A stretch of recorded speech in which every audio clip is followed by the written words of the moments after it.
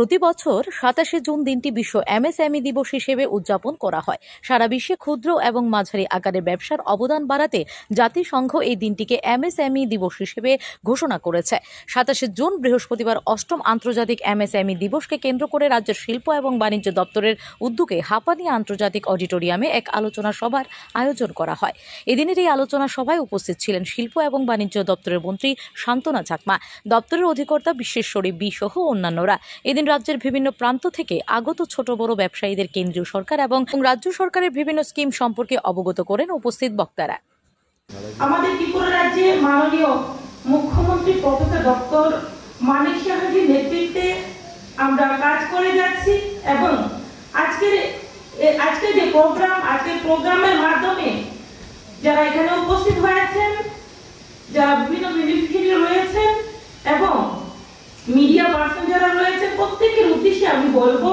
শুধু আপনাদের মধ্যে সীমাবদ্ধ রাখবেন না, প্রতিটি গ্রামে শহরে প্রত্যেকটি এলাকাতে প্রতিটি বাড়িতে যাতে স্কিমের ব্যাপারে আমাদের কেন্দ্রীয় সরকার এবং রাজ্য সরকারের যে স্কিমগুলো রয়েছে এবং যে আমাদের লোনের স্কিম রয়েছে সেগুলো যাতে জানতে পারে এবং প্রত্যেকেই যাতে উদ্যোগী হয়, যাতে আমরা আত্মনির্ভর হতে পারি, সেই দিকে লক্ষ্য রেখে আপনারা প্রত্যেকেই জানাবেন। এবং আমাদের সরকার বিভিন্ন দপ্তরের পাশাপাশি আমাদের দপ্তর, যেহেতু আমরা দায়িত্বে রয়েছি, আমাদের ত্রিপুরা রাজ্যের শিল্পকে আরো কিভাবে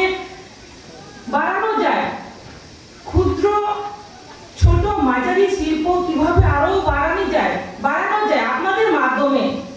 এবং যদি আপনাদের কোনো ধরনের সাজেশন থাকে আরো কিভাবে করলে ভালো হবে, আমি বলবো আপনারাও আপনাদের মতামত প্রকাশ করতে পারবেন এবং আমরাও চেষ্টা করব প্রত্যেকের সহযোগিতা, একে অপরের সহযোগিতায় আমরা ত্রিপুরাকে একটা সুন্দর ত্রিপুরা, উন্নতির ত্রিপুরা যাতে করতে পারি,